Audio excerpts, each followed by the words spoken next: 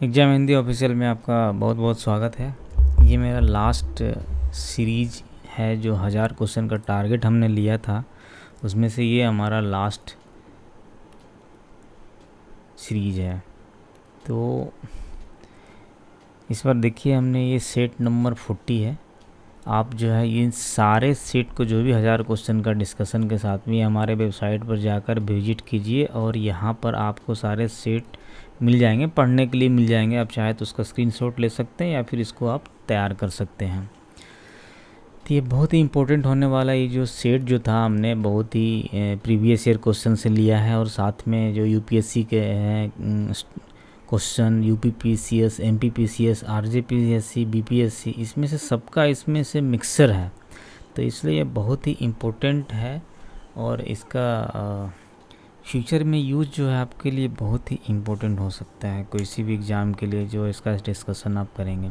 तो आपका time waste नहीं करेंगे, हम जल्दी से ही इसका 25 क्वेश्चन का डिस्कशन को ख़त्म करेंगे और फिर नए सीरीज़ की तरफ बढ़ेंगे। नए सीरीज़ यानी कुछ अलग लेंगे, या तो फिर किसी एग्ज़ाम का लेंगे, और उसमें से जो कॉमन जो बेसिक चीज़ें हैं वहाँ से हम स्टार्ट करेंगे, बेसिक टू एडवांस में लेकर चलेंगे रहेगा। तो चलते हैं आगे, इसमें हम जल्दी से इसको ख़त्म करते हैं।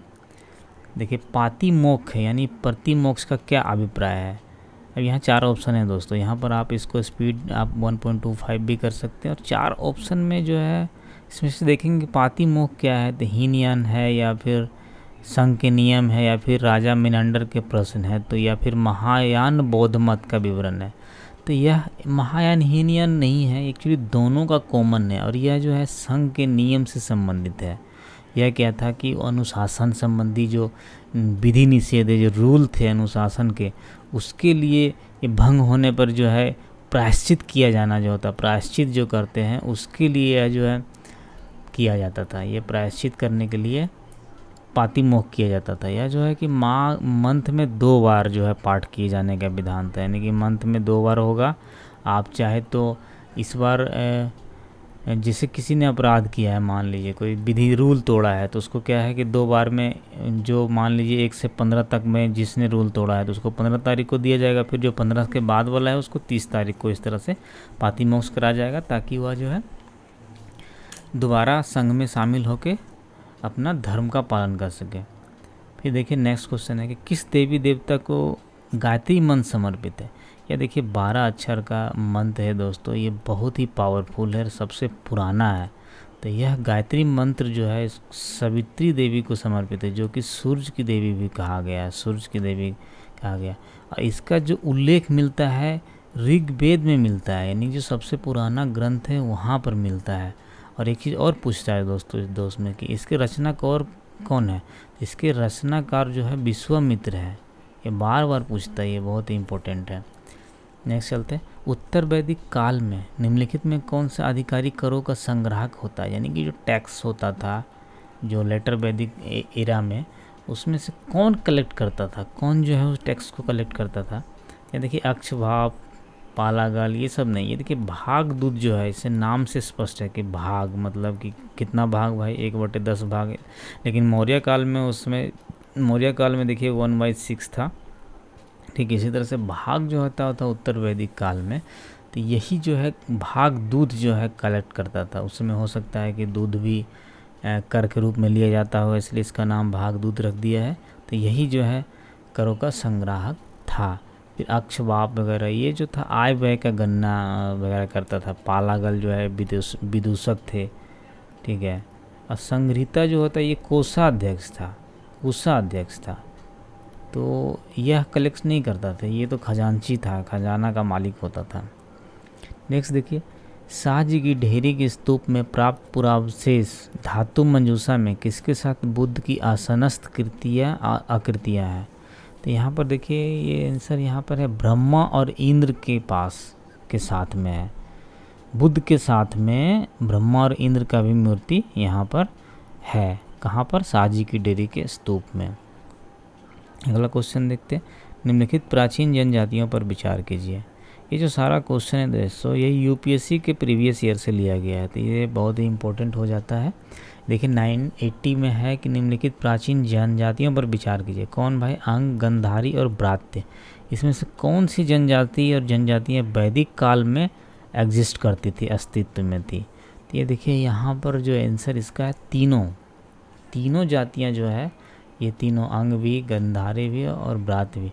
ये अंग एक्चुअली कन्फ्यूजन के लिए दिया गया है कि हो सकता है कोई इसको राज्य से कोरिलेट ना कर दे, लेकिन ये तीनों जो है जनजातियाँ थी और वैदिक काल में अस्तित्व में थी। देखिए अगला क्वेश्चन, महावीर के देहांत के बाद निम्नलिखित में से कौन सा आध्यात्मिक नेता बना था? अब महावीर के देहांत के बाद में तो एक सुधर्मन जो थे यही बने थे, ठीक है। उसके बाद ये जम्बू बने थे, सुधर्मन, उसके बाद जम्बू, ठीक है। अब ये जम्बू के विषय में कहाँ मिलता है प्रमाण? तो ये भद्रबाहु कृत कहाँ? कल्पसूत्र में मिलता है। देखिए कल्पसूत्र की जो रचना की थी वो भद्रबाहु ने की थी। ये भी एक इम्पोर्टेंट क्वेश्चन है, ये भी आता है। तो भद्रबाहु के कल्पसूत्र में ये पता चलता है सुधर्मन था, उसके बाद जो है जम्बू स्वामी जो है उनके आध्यात्मिक नेता बने थे। नेक्स्ट क्वेश्चन चलते हैं। अजातशत्रु ने पूर्वी भारत पर मगध का आधिपत्य स्थापित करने के लिए निम्नलिखित में से किस गणराज्य के साथ 16 वर्षों तक का युद्ध किया था? ये बहुत इंपॉर्टेंट है। देखिए यह जो किए थे मिथिला के विदेह के साथ में उन्होंने 16 वर्षों तक युद्ध किया। ये लगभग ये अपना सतौला नानी घर है इसका, ठीक है, अजातशत्रु का था, तो वहीं पे किया था। इसका मंत्री का नाम बहुत इंपॉर्टेंट हो जाता है, पूछ देता है कि वो कौन सा मंत्री था जिसके सहायता से जो उन्होंने लिच्छवियों की सहायता, मतलब सॉरी मिथिला के विदेह नहीं है यहाँ पर, ये वैशाली के लिच्छवी पर जो है आक्रमण किया था। तो वो जो मंत्री थे वो वत्सकार थे, वत्सकार या फिर बसकार हो गया है, बस कहीं पर वत्सकार मिलता है, कहीं पर बसकार लिखा मिलता है, यहीं पर है, क्योंकि प्राचीन वाला जो नाम है थोड़ा सा अंतर कहीं कहीं मिल जाता है। नेक्स्ट देखते हैं। यह तथ्य है कि सातवाहन समुद्री व्यापार करते थे तथा उनके पास एक जल सेना भी थी। एक विशेष दोहरे मस्तूल के जहाज वाले सिक्के की उपलब्धता से सिद्ध होता है। राजवंश के किस तथाकथित शासक ने ये सिक्के जारी किए थे? अब देखिए यज्ञश्री सातकर्णी जो था उनको जल यात्रा, समुद्री यात्रा से बड़ा उनको लगाव था, और जो है ये सातवाहन वंश का 27वां शासक थे। यह जो थे 27वां शासक थे, जो कि बहुत ही प्रतापी थे, ठीक है, अंतिम प्रतापी राजा थे। उसने क्या किया, शक के द्वारा भी जीते गए भूभाग को पुनः जीता, दोबारा जीता। और इसकी जो चर्चा वायु पुराण में भी मिलती है, यानी पुराणों में भी इनका वर्णन है, ठीक है, वायु पुराण में भी मिलती है। और साथ ही यह जो है शक शासक किसका दामाद था? तो रुद्रदामन का दामाद थे ये, ठीक है। इनके सारे ढेर सारे सिक्के भी मिलते हैं। यहीं पर जो सिक्के में जो है उनका जल या ये जो दोहरे मस्तूल वाले जहाज का फोटो मिलता है, ठीक है। नेक्स्ट क्वेश्चन चलते हैं। मौर्य काल में पिंड कर एक कर था। कौन सा कर था? पिंड कर। पिंड कर क्या होता था कि ग्राम से संयुक्त रूप से संग्रहित था। जैसे कि महालवाड़ी में होता था अपना अंग्रेज़ों के ज़माना में, महालवाड़ी में होता था कि भाई पूरा गांव को ही एक उसके ऊपर ही टैक्स लगा दिया था। तो उसी तरह से यह जो पिंड कर उस समय था, पिंड का मतलब ही होता है बड़ा टुकड़ा। तो वहाँ पर जो मौर्य शासन काल में जो पिंड कर लगाया गया था, जो कि पूरे मतलब ग्राम के संयुक्त रूप से संग्रहित किया था। इसके साथ साथ में कुछ कुछ जो और कर थे, जैसे बिष्टी थी जिसको बेगारी कर बोला जाता था। फिर उत्संग जो है, उत्संग कर जो होता था वो राजा को दिया जाने वाला उपहार कर होता था, ठीक है। फिर उसके बाद कुछ कर ऐसे तुरदेय कर होता था कि पुल को पार करने के लिए, कोई पुल अगर राज्य ने बनाया है, स्टेट ने बनाया है, तो वहाँ पार करने के लिए लोगों से वहाँ पर एक टैक्स लिया जाता था जिसको बोलता था तुरदेय टैक्स, ठीक है। फिर गुल्मदेय टैक्स भी था। तो गुल्मदेय टैक्स क्या था? ये सैनिकों का फीस था। फिर अतिवाहिका क्या था? अतिवाहिका मतलब होता था कि अगर किसी ने मार्गदर्शन कर दिया, किसी ने किसी को रास्ता बता दिया कि भाई ये वाला रास्ता इस राज्य को जाता है, ये वाला रास्ता इस राज्य को जाता है, तो वह भी एक टैक्स मतलब पाने का हकदार हो जाता था। और वह जो अतिवाहिका टैक्स जो है उसको मिलता था। ठीक है, अब नेक्स्ट देखते हैं। लिखित कथनों पर विचार कीजिए।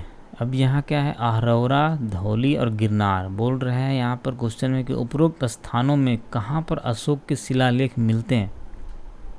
तो अशोक के शिलालेख जो मिलते हैं 2 और 3, यानी कि धौली और गिरनार में मिलता है, आहरौरा में नहीं मिलता है। ठीक है, इसके साथ साथ से शाहबाजगढ़ी में मिलता है, फिर कलसी में मिलता है, फिर धौली में तो मिल ही रहा है, एरनगुड़ी में मिलता है। ठीक है, ये सब इम्पोर्टेंट शिलालेख हैं। अगला क्वेश्चन चलते हैं। निम्नलिखित में से किसने ब्राह्मी लिपि का अर्थ उद्घाटन किया था। तो ब्राह्मी लिपि का जो अर्थ उद्घाटन करने वाला एक ही है दोस्तों, या तो फिर ये क्वेश्चन दूसरे तरीके से आता है कि अशोक के लिपि को पढ़ने वाला कौन है। तो इसमें से जेम्स प्रिसेप थे। लेकिन इसके साथ साथ एक क्वेश्चन और है जो कि हाईलाइट में नहीं रहता है कि अशोक के अभिलेख की खोज किसने की थी। तो खोज जो की थी टिफेनथेलर महोदय ने की थी, टिफेनथेलर। ठीक है, ये इसको नोट कर लीजिएगा, ये लगभग हर जगह नहीं मिलता है यह क्वेश्चन। इसकी खोज जो की थी टिफेनथेलर ने की थी, और जो पढ़े थे, जिसने पढ़ा था या डिकोड किया था, वह थे जेम्स प्रिसेप थे। और ये कब मिला था ये भी इम्पोर्टेंट होता है, हालांकि जल्दी पूछता नहीं। 1837 ईस्वी में जो है ये इनकी खोज की थी टिफेनथेलर में। और साथ ही एक और क्वेश्चन दोस्तों, ये बहुत ही इम्पोर्टेंट क्वेश्चन है। देखिए यहाँ पर एक चीज़ और है कि कौन सा अभिलेख को पढ़ा था। ये भी आ सकता है कि अशोक के जो अभिलेख थे जेम्स प्रिसेप ने तो पढ़ा था, लेकिन कौन सा अभिलेख था जो उसने पढ़ा था। तो ये कौन सा था, दिल्ली टोपरा वाला था। ये मेरठ से जो है मंगाया था, मेरठ या दिल्ली इसको बोलता था, टोपरा अभिलेख था जिनको उन्होंने पढ़ा था। अगला क्वेश्चन, निम्नलिखित में से अशोक के किस अभिलेख में कलिंग युद्ध का उल्लेख है। ये तो शायद इजी क्वेश्चन है और सब लोग ही जानते हैं कि जो 13वां अभिलेख था इसमें ही उसने लिखा था, कलिंग युद्ध के बारे में लिखा था। और साथ ही वो बोलता भी है, चेतावनी भी देते थे। एक इसमें इससे रिलेटेड एक और क्वेश्चन है, आठविक जातियाँ जिसको बोलते हैं, मतलब जंगली जातियाँ कुछ थे कि भाई 13वां लेख में तो अशोक बौद्ध बन गया और बोले, नरसंहार देख के जो है वह हृदय उनका द्रवित हो गया कि अब जो है अहिंसा का पाठ करेंगे और हम हिंसा नहीं करेंगे, और वो बौद्ध बन गए थे।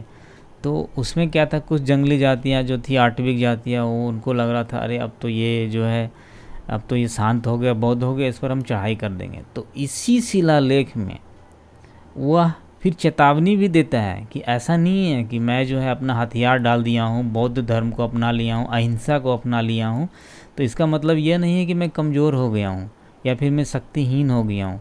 उनको चेतावनी देता है कि आप जो है अपने हद में रहिए, और मतलब मान लीजिए चेतावनी देता है कि हद में रहिए और अपना जो है साम्राज्य को में हमारे साम्राज्य पर आक्रमण करने की कोशिश नहीं कीजिए। यहाँ नेक्स्ट क्वेश्चन है, निम्नलिखित में से कौन सा एक स्थान इक्ष्वाकु शासकों के प्राचीन नगर विजयपुरी को निरूपित करता है। अब देखिए, इक्ष्वाकु के शासक जो थे वो नागार्जुन कोंडा से राज्य करते थे। जो विजयपुरी है वो नागार्जुन कोंडा ही है। ठीक है, उस समय सातवाहनों के बाद जो है उस क्षेत्र में इक्ष्वाकु वंश का शासन हुआ। बाद में आंध्र प्रदेश की राजधानी अमरावती से हटाकर नागार्जुन कोंडा में आई, इसे विजयपुरी कहा गया था। नेक्स्ट चलते हैं, निम्नलिखित में से कौन सा एक युग्म सही सुमेलित नहीं यानी गलत। ये ध्यान देना है, हमेशा क्वेश्चन को ध्यान से पढ़ना है कि क्या क्वेश्चन कह रहा है। तो यहाँ पर है 989 में ये बोल रहा है कि सही सुमित नहीं यानी गलत कौन है। तो ये जो है ये दोस्तों गलत है। सिलवादिकारम ठीक है, इलांगोव, डिगल, फिर मणि मेखले जो है उसका जो लेख जो यहाँ पर जो बुक है वो है शीतले सतनार। शीतले सतनार यह जो बुक का नाम है ये इन्होंने लिखा था। कुरल का तिरुविलर सही है, तिरुमदल का तिरुमंगे अलवार सही है। कुछ थोड़ा सा और जानकारी इसमें जान लेते हैं हम। शिल्पाधिकारम क्या है? यह एक नूपुर की कहानी है, एक जैन लेखक इसका लेखक जो है ये शिल्पाधिकारम का, ये जो इलांगोव ये जो है सॉरी ये सब किताब है या फिर इसको पोइट्री बोल सकते हैं। लेखक इधर है, तो यहाँ पर जो इलांगावो डिंगल जो उन्होंने लिखा शिल्पादिकारम, उनको जैन माना जाता है। और साथ ही इनका यह जो किसका कहानी है, तो ये इसका नायक एक कोवलन होता है और इसकी जो नायिका होती है कन्नगी। कन्नगी की कहानी है ये। द डिस्कवरी ऑफ इंडिया में जब जवाहरलाल नेहरू का एक सीरीज़ है, आप यूट्यूब पर भी मिल जाएगा, उसमें इसका बहुत अच्छी तरह से कहानी भी नाटक की तरह दिखाया गया है। तो यह जो कोवलम और कन्नगी की कहानी, और उसके बाद में ये जो बुक आई मनी मेखले, ये किसकी, ये कोवलम की एक पुत्री है। ठीक है, मतलब जहाँ से ये वाला कहानी ख़त्म हो जाता है शिल्पादिकारम में, तो मनी मेखले की कथा जो है शुरुआत होती है। और कोवलम और कन्नगी से एक पुत्री होती है माधवी। तो फिर इसके बाद मनी मेखले में माधवी की कहानी है। इसके साथ ही यह जो कुरल वाला जो बुक है, ये बहुत ही इम्पोर्टेंट है दोस्तों। ये जो कुरल वाला बुक है, यह तमिल साहित्य का ओडिसी कहा जाता है। मतलब ये जो जो साहित्य का आधार ग्रंथ जो है ये माना जाता है, बेस ग्रंथ। ठीक है, और तमिल कुरल जो है साहित्य का, तमिल साहित्य का ओडिसी जो कहा जाता है, इसको कहा जाता है। मनी मेखले का जो एक बुक है, मान लीजिए कि इसको तमिल का ये ओडिसी है, तमिल का ओडिसी। ठीक है, नेक्स्ट क्वेश्चन चलते हैं। किस संगम साहित्य कृति में उल्लेख है कि आर्यों ने विवाह का अनुष्ठान और समारोह प्रारंभ किया था? यानी संगम साहित्य, यानी साउथ इंडिया जो दक्षिण भारत के साहित्यिक कृति है, उसमें आर्य जो थे वो लगभग नॉर्थ इंडिया से उन्होंने इन्वेजन किया था, वहाँ से शुरू किया था। तो उसमें किसमें अनुष्ठान और समारोह था? तो यहाँ पे बोल रहा मनी मेखले में जो है, इसमें उल्लेख है कि आर्यों ने भी विवाह का अनुष्ठान और प्रारंभ किया था। एक्चुअली फिर दक्षिण भारत में आर्यों का ज़्यादा ही बसावट था। नेक्स्ट क्वेश्चन चलते हैं। सूची को सुमेलित करना है और उसका कूट का प्रयोग कर सही उत्तर दीजिए। कूट का तो यहाँ पर उल्लेख नहीं किया गया, लेकिन आप इसको वीडियो पॉज करके इसको आप मिलाने का प्रयास कर सकते हैं। तो देखिए एगनरू जो है ये है गुड़हुल किलार का, फिर ऐनानुरू जो है रुद्र शर्मन का है, मुर्ग हरपड़े जो है ये नकीरर का है, और सिरुपुनरूप जो है वो नतनार का है। यह जो है इस तरह से मिलाया गया है। निम्नलिखित पार्थियन शासकों में से किसका शासन काल प्रसिद्ध लेख तख्तेबाही के रूप में निश्चित रूप से निर्धारित किया गया है? तख्तेबाही का उल्लेख जो हमेशा जो है गोंडो फर्नीज जो है, ये पहला वंश का पहला शक्तिशाली शासक था, इससे इसका मिलान किया जाता है। ये तख्तेबाही कहाँ है? तो पेशावर में है। ठीक है, पेशावर में ही तख्तेबाही, मतलब एक तरह से जो है आप अभिलेख बोल सकते हैं। ठीक है, उससे निष्कर्ष निकलता है कि 46 ईस्वी में यह जो है राज्य कर रहा था। इसकी जो भाषा है गुंदहर भाषा है, गुदनहर भाषा है प्लस फारसी भाषा है। फारसी, यह जो तख्तेबाही का जो भाषा है फारसी भाषा प्लस गुंदवेर भाषा। ठीक है। नेक्स्ट, निम्नलिखित में से कौन सी मैत्रिक शासकों की राजधानी थी? तो मैत्रकों की राजधानी जो है बल्लभी मिलती है दोस्तों। यह कहाँ है? ये गुजरात के काठियावाड़ इलाके में है। ये काठियावाड़ इलाके में है। आधुनिक क्षेत्र में इसका नाम है बल। ठीक है, यहाँ पर जो शासक जो कर रहे थे वो भट्टारक शासक कर रहा था, भट्टारक कर रहा था शासक। नेक्स्ट क्वेश्चन है, निम्नलिखित कथनों पर विचार कीजिए। ह्वेनसांग का उल्लेख है कि गन्ना और गेहूं उत्तर पश्चिम भारत में उगाए जाते थे और धान मगध में। ठीक है। ह्वेनसांग का उल्लेख है कि हर्षवर्धन ने अपने राज्य की आय को 4 हिस्सों में बांटा था। 1/4 सरकारी खर्च, दूसरी जो है राज्य के कर्मचारियों के वेतन के लिए, तीसरी चौथाई बौद्धिक उपलब्धियों को पुरस्कृत करने के लिए, अंतिम चौथाई दान के लिए रखा था उन्होंने। ये बहुत ही इंपॉर्टेंट क्वेश्चन है, इसमें बहुत सारे एक ही साथ में समाहित है। यह जो है कौन से सही है? ये दोनों सही है दोस्तों। ये देखिए ह्वेनसांग जो है सही उल्लेख करता है गन्ना और गेहूं उत्तर पश्चिम भारत में और धान मगध में, और साथ में ये हर्षवर्धन ने क्या किया था, अपने खर्चे को, आय को 4 भागों में बांटा गया था। इसी तरह से सभी किसी आदमी को भी, जो पर्सनल आदमी है उसे भी इसी तरह का अपना मैनेजमेंट करना चाहिए, अपने खर्चे को, अपना आय को जो है अपना बांट देना चाहिए कि इतना परसेंट हमें यहाँ देना है, इतना परसेंट दान में देना है, इतना परसेंट सेविंग करना है, इतना परसेंट खर्च करना है। तो उसको वो बहुत अच्छी तरह से अपने आप को, अपने आय को मैनेज कर सकता है। निम्नलिखित में से कौन सा नाटक श्री हर्ष द्वारा लिखा गया है? देखिए इसमें कन्फ्यूजन किया गया है यूपीएससी के द्वारा। यूपीएससी ने क्या किया है यहाँ पर, आंसर तो इसका देखिए कुंदमाला है, ये श्री हर्ष के द्वारा लिखा गया है। अब देखिए प्रियदर्शिका, इसी में उसने थोड़ा सा कन्फ्यूजन में डाला है, क्योंकि प्रियदर्शिका जो है ये हर्ष की है, श्री हर्ष अलग है। यहाँ ध्यान दीजिए, श्री हर्ष एक अलग से है लेखक, यह जो है कनौज के शासक गढ़वाल जो विजय चंद्र तथा जयचंद्र की राज्यसभा में थे। हर्ष जो है वो जो मूल शासक है जिसके समय में ह्वेनसांग आया था। यहाँ पर ये हर्ष ने 3 नाटक लिखे थे, जिसमें कि नागानंद, प्रियदर्शिका इसमें थी। ठीक है, इसी तरह से कर्पूर मंजरी जो है, कर्पूर मंजरी राजशेखर की रचना है, और यहाँ पर मालती माधव जो है भवभूति की रचना है। तो सबसे इम्पोर्टेंट है कि इसको यहाँ पर फंसाने के लिए किया है कि ये श्री हर्ष है और ये हर्ष है, ताकि कन्फ्यूजन में लोग सोचे कि अरे हर्ष है क्या। इसको अगर क्वेश्चन नहीं पढ़ते अच्छी तरह से तो आप हर्ष का प्रियदर्शिका ही आप टिक लगा के आते और आपका जो है 1/3 माइनस हो जाता।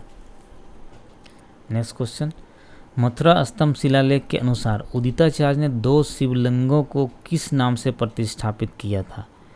अब मथुरा स्तंभ शिलालेख के अनुसार जो है यह जो है नागेश्वर और नागनाथ के नाम से जो प्रतिष्ठित किया था। कहाँ पर? मथुरा में। नेक्स्ट क्वेश्चन देखते हैं, निम्नलिखित कथनों पर विचार कीजिए। अब यहाँ पर है कि बिल्हन ने विक्रमान देव चरित्र लिखा था। सही बात है भैया। बिल्हन को चंद्रगुप्त द्वितीय का संरक्षण प्राप्त था? नहीं, तो चंद्रगुप्त द्वितीय के दरबार में ये नहीं था। तो यहाँ पर आंसर जो हो जाएगा ओनली 1 रहेगा। यह कहाँ था, किसके दरबारी था? तो विक्रमादित्य षष्ठ के था। विक्रमादित्य षष्ठ 6ठा नंबर, इसका दरबारी कवि था ये बिल्हन। नेक्स्ट क्वेश्चन चलते हैं, गुप्त वंश के शासनकाल के दौरान समाज के संदर्भ में निम्नलिखित कथनों पर विचार कीजिए।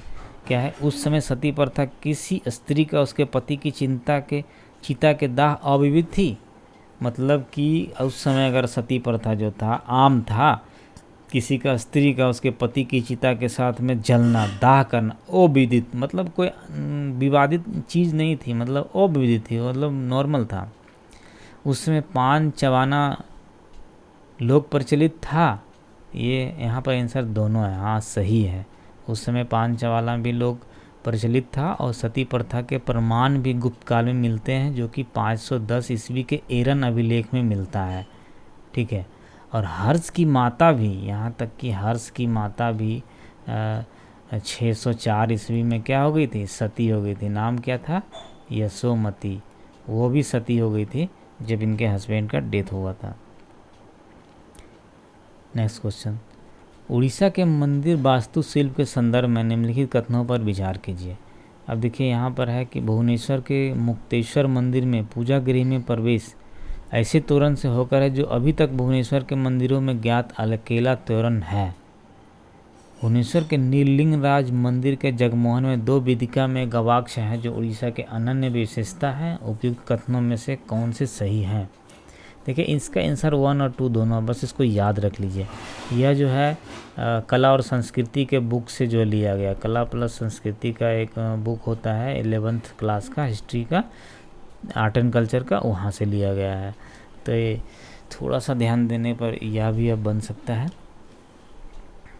नेक्स्ट क्वेश्चन देखते हैं, सूची अनुसूची 2 को सुमेलित कीजिए। सूचियों को नीचे दिए गए कूट का प्रयोग कर सही उत्तर जो है चुनिए। अब देखिए यहाँ पर है मध्यकालीन मंदिर है और इधर अवस्थान है, मतलब स्थान। चतुर्भुज मंदिर कहाँ है? देखिए चतुर्भुज मंदिर जो है खजुराहो में है। ठीक है, फिर माला देवी मंदिर कहाँ है? माला देवी मंदिर है ग्यासपुर में। एरावते मंदिर जो है वो दारासुरम में है। अम्बा माता मंदिर जो है वो जगत में है।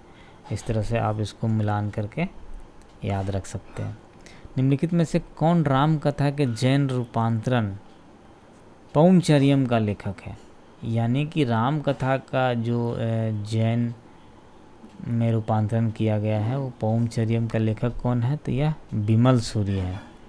ठीक है, तो इसके साथ ही हमारा यह 1000 क्वेश्चन का टारगेट दोस्तों ख़त्म होता है और अब से हम कुछ नया सीरीज़ स्टार्ट करने वाले हैं। जैसा कि मैंने पहले ही वीडियो में बताया था, कुछ न कुछ लेकर चलेंगे, आपको ऐसा लेकर चलेंगे, बेसिक टू एडवांस लेकर चलेंगे, जो कि कोई आपको नहीं दे रहा है। बहुत सारे यहाँ पर कोचिंग है बस अपना बेच रहे हैं, लेकिन हमारे पास आप जो है बस देखते रहिए। और हम जो है जहाँ तक पहुँच नहीं पा रही कोचिंग, जिसके पास कोचिंग तक पहुँचने का मतलब रिसोर्स नहीं है, वहाँ तक हम पहुँचने की कोशिश कर रहे हैं।